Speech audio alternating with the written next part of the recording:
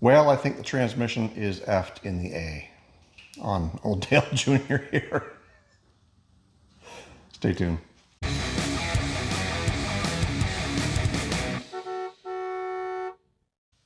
So yesterday was Friday, August the 22nd, and I was on my way to get my new tattoo. This one. On my way there, I have been noticing that it feels like there's an extra gear. It's just not kicking in. Lockup was not engaging on the torque converter. So when I pulled in the parking lot and I rolled the window down, I could smell heat. Like something was hot. And I mean, if you guys know what hot transmission fluid smells like, you know. So I pulled the dipstick. Sure enough, the transmission fluid is hot. Doesn't smell burnt, but it's clearly hot, hotter than normal. What can I do? I'm away from home. I had to get home. So once I got my tattoo, I drove home. Long story short, I have confirmed we do not have lockup. We're going to test this thing. We're going to put it up in the air and we're going to check the lockup solenoid. We're going to check the wiring and just see. Those are going to be the common two things, I think. That's going to be a point of failure on the 700R4. So let's get it up in the air, see what's going on. So the first thing that we did was we verified that we actually had enough transmission fluid in the transmission. We did. We do have a leaky Speedo gear plug seal, something right here is dripping down, but the level is fine. That's not the problem. But if we look right there, there's a 4-pin plug-in. We're going to check that to see if it's got power. That's a place to start. So let's get in there. So there's a couple of ways that you can test the solenoid in the transmission. One of them is with a multimeter and check the resistance. If you've got resistance on these things, I looked it up, it should be between 20 and 40. If it's hot, like this one is, it's going to increase the resistance. Either way, if we have resistance, then likely it's good. If we don't have resistance, it's probably bad. The other way is with 12 volts. So, you know, a couple of bare wires on a battery, you can tap the positive side and see if you can hear it clicking. We're going to do that as well.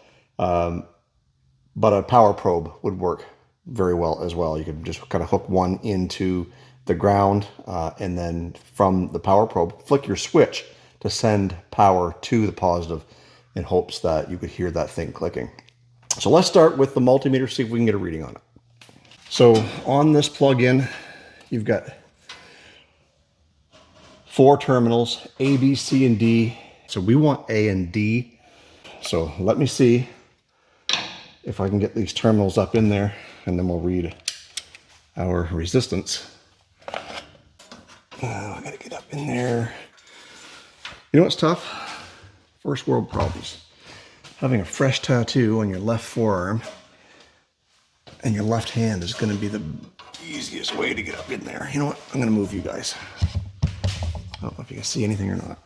That one goes there.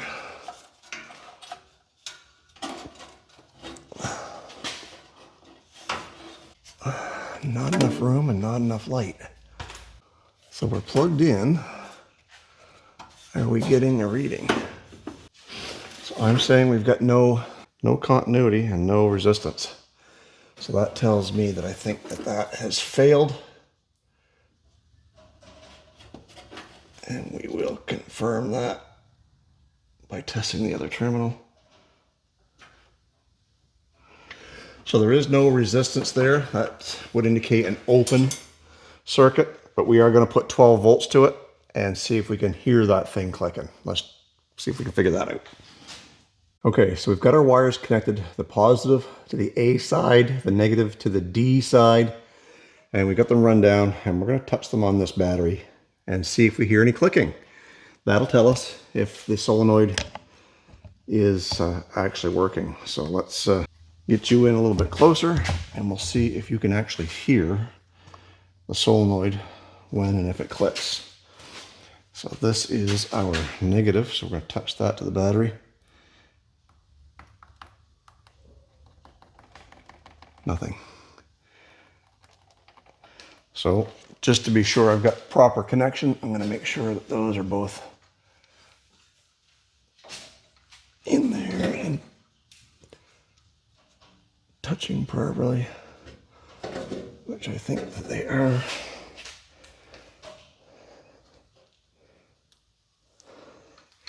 Try it again.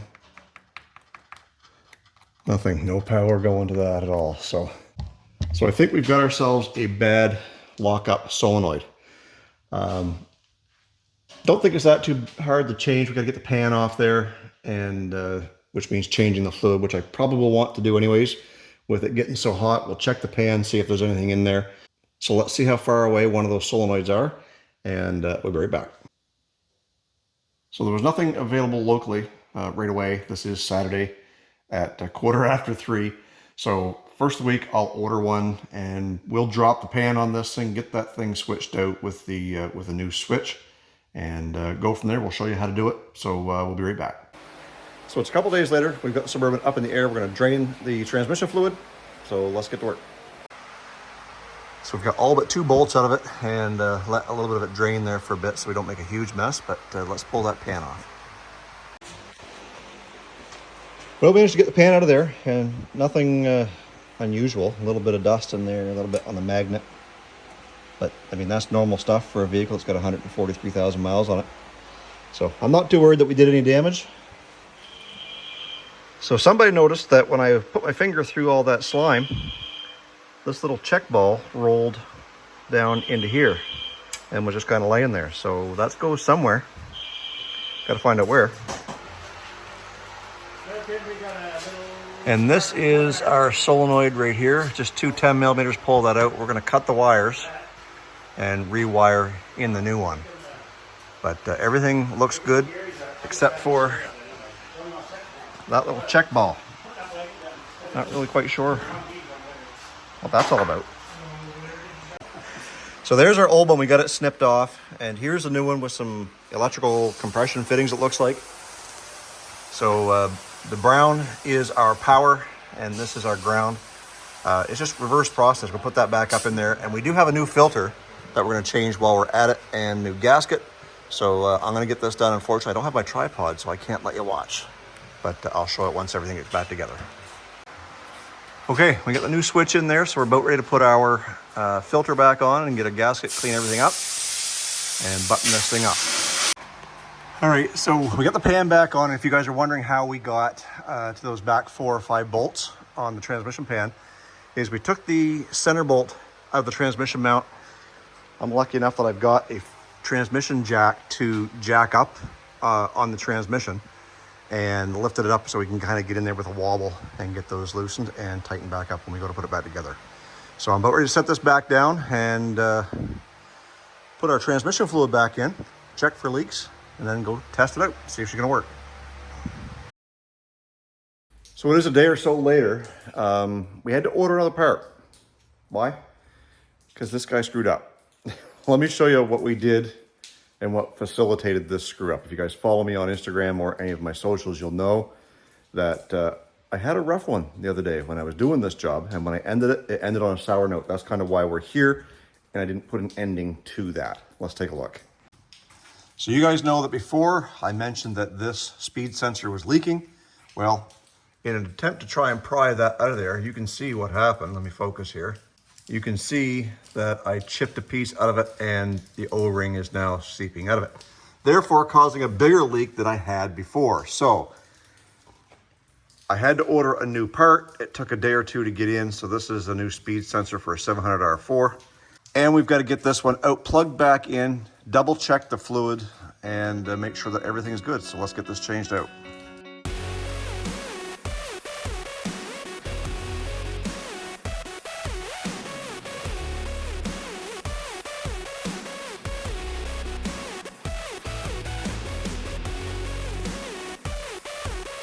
Okay, so you see there, we've got the new one in, all clipped into place, no more leaks. So let's drop it down, check the transmission fluid. We'll run the truck to do that, obviously, and then we'll put it back up in the air and make sure that we have no leaks, none around the pan, and none around this sensor here. So let's do that.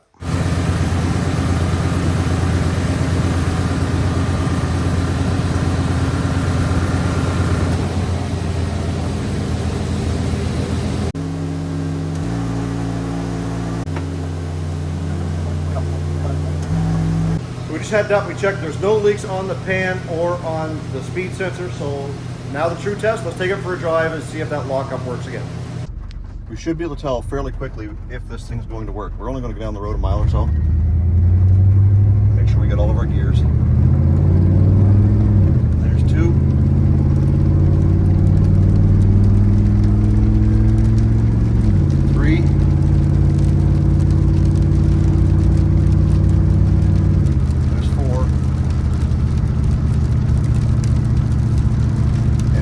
Lock up, but it doesn't feel like it did, so we'll know here in a second. I'm going to do one more stop and start. There's a certain point down here when we first come around the traffic circle in town that you're doing a certain amount of speed, or even if you're driving down the main drag doing, like, you know, 45, 50 kilometers an hour, where it will surge in and out of lockup, and it's annoying. I just drop it down to 3rd gear so it doesn't lock up. And that's what we're going to do. We're going to try and hit that speed to see if it's going to do that. But right now it doesn't seem like lockup, but that'll be the true test. It almost did it every time. So this is the traffic circle that when you came around and pulled out onto the road on the other side, whichever direction you were going, pretty much a guarantee that it was going to start surging from lockup in and out. So I'm on the accelerator pedal now. As soon as I shift, or it shifts, there we go. And I'm just coming along the stretch right here, but just want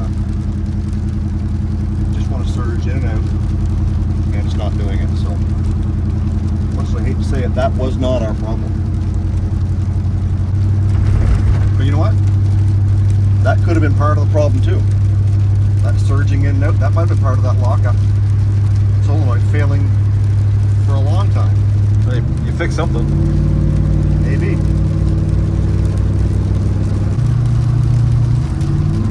There's 3rd, 4th. And I can't tell if it's just dropping right into lockup automatically. Maybe it is now. It's just so smooth. Yep. Alright, we're going to get out and hit the highway at higher speeds. I should be able to tell by then, because before doing, you know, 75, 80 mile an hour down the highway, you could tell that it was holding a higher gear and it just wouldn't shift or lock up. So we'll come back when we get on the highway. So as you can see, we're doing about 75 miles an hour, 120 kilometers an hour. And audibly I can hear that it's still in 4th gear. It's not locking up. So back to the drawing board. We'll have to see if we can figure out what's going on with this thing.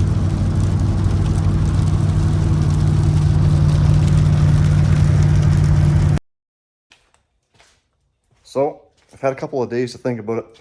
Consulted with my old man, who is a, I don't know, 40+ year transmission mechanic. We're going to check the brake switch because the brake has something to do with lockup. And I think there's some sort of a vacuum switch under the hood. Also, according to Dad, there is a seal.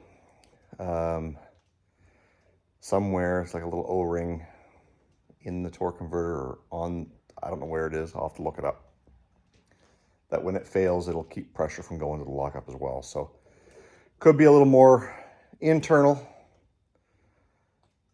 Worst case Ontario, it could be the actual torque converter itself, but we're going to check a few of these easy things first. Let's get into it. Okay, so from what I'm understanding, this is a 4-pin brake switch. And right here, I've got power to the switch. If I go to this side, I have no power until I hit the brake pedal. If I let go of the brake pedal, it cuts the power off. So that is sending power to the brake lights. This secondary switch back here is, from what I can read, is supposed to have power all the time until you hit the brakes, and then it cuts it or opens the circuit. As of right now, you can tell by my test light, I've got no power to either lead. Now, the ignition is off. I'm going to turn the ignition on and see if that changes. So bear with me, and you're going to hear some buzzing. So now, I've got power there on one side, and I got power to the other. And when I hit the brakes, it cuts it to one side, but not the other. So I would say power on both sides. There's one, there's the other. And if I go back over here and I hit the brake, cuts power. So that switch is working. Up here is a separate vacuum switch that goes to the cruise control. That will shut the cruise control off should I hit the brake as well. So I don't think there's any power there. I think it just lets the vacuum off the system.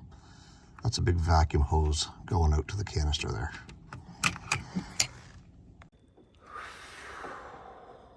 I am too fat and too old to be crawling underneath the dash. But we've proven that the brake switch is working exactly the way it's supposed to.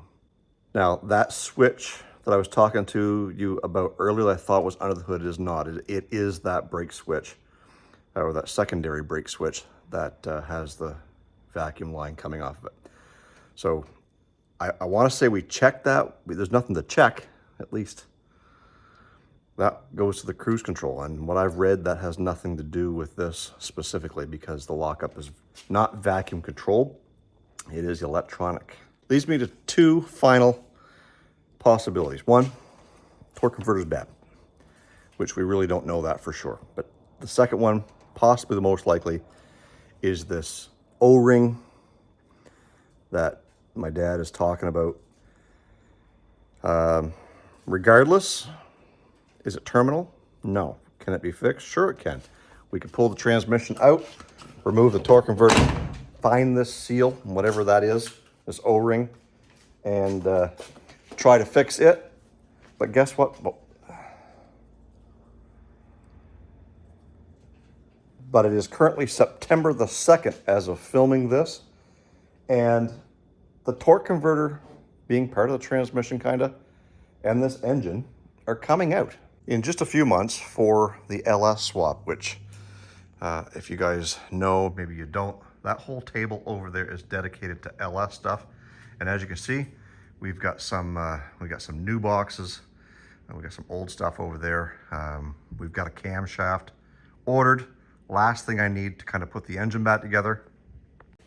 And then yanking out this TBI 350 700 R4 and dropping in a 5.3 with a cam, with an intake, redoing the exhaust. We're gonna have a 4L80 hooked up behind it.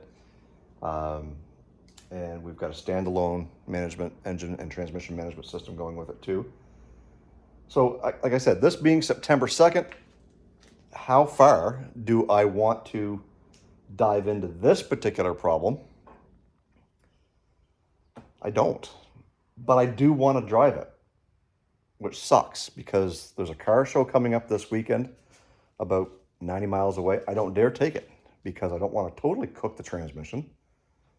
And I don't want it to leave me on the side of the road in the middle of the backwoods of Maine, because that's how I have to get to this car show.